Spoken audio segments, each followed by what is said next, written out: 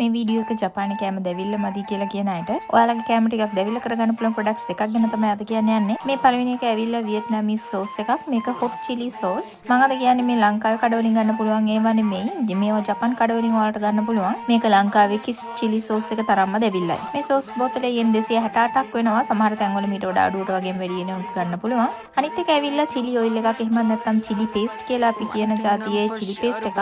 මේක ඇවිල්ලා ලාව්ගම්මා කියන සීරීස් එකේ තියෙන chili paste. මේකේ රස වර්ග කීපයක් තියෙනවා. මේ පළවෙනි එක ඇවිල්ලා chicken රස තියෙක chicken වලින් හදලා තියෙන එක. මේකේ තව එකක් තියෙනවා. මේක peanuts දාලා තියෙන chili paste එක. මේකේ තව තියෙනවා pork දාලා තියෙන chili paste එකක්. මේ විදිහට වර්ග තුනක් තියෙනවා මේ authentic Chinese ලාව්ගම්මා chili paste එකේ. මම මේ වීඩියෝ එක ගත්ත කඩේ නම් මේක yen 640ක් 600ක් වගේ වෙනවා. ඒ වුණාට මම මේ chili paste මීට වඩා ගණන් අඩුවට චීන බඩු තියෙන එහෙම නැත්නම් චීන රෙස්ටොරන්ට් වල කඩවල වල දැකලා තියෙනවා.